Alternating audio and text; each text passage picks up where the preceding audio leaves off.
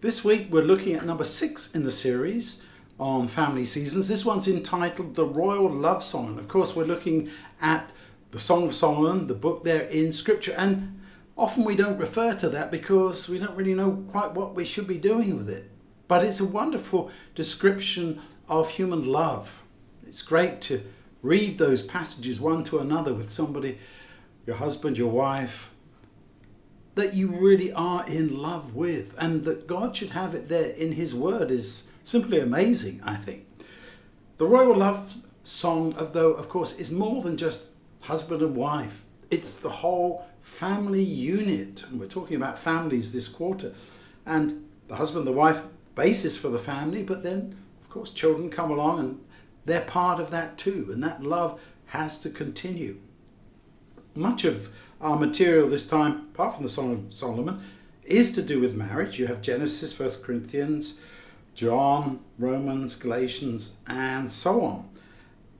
And we get so confused in our world today because there's such an emphasis on sexuality as being the primary aspect. But that needs to be set in the biblical context of true love for one another, the highest expression of love in terms of physical contact. And God made us that way. It's a wonderful thing. And you can really only give yourself fully to someone else when you trust fully. And that's why sex as a casual encounter is a debasing of God's true intention.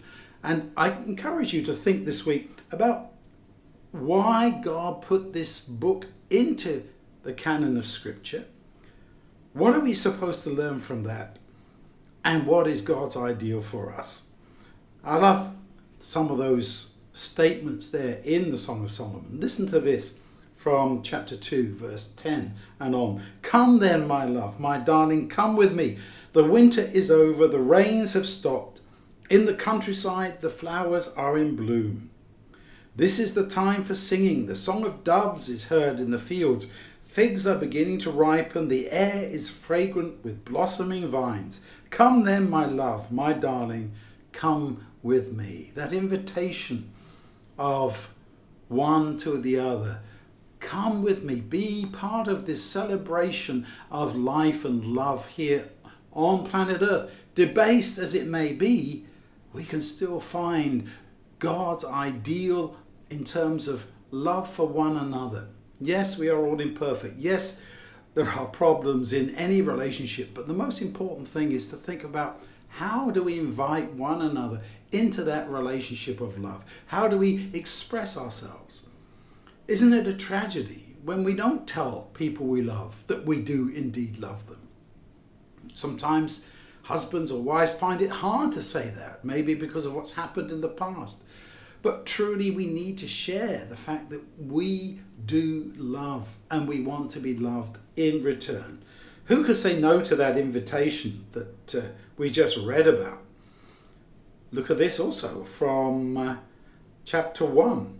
Your lips cover me with kisses. Your love is better than wine. There is a fragrance about you. The sound of your name recalls it. No woman could keep from loving you.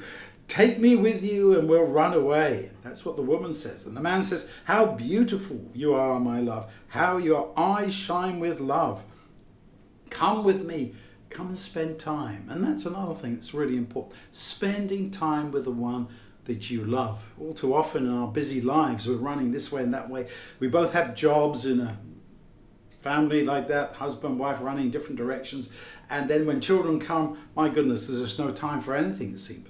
You need to take time out to express your thoughts, your feelings, how you do truly love. And although we don't want to get into allegorizing the Song of Solomon, we do recognize that the greatest love comes from God, for God is love. And we need to love Him in that same kind of way that He loved us. He first loved us. And only by love is love awakened. So by God's love for us, we return love to Him because of who He is and our appreciation for Him. So think about this week as we think about love as part of our experience, husbands and wives, in our families. And thank God for giving us that great gift by demonstrating his love for us in the form of Jesus who came.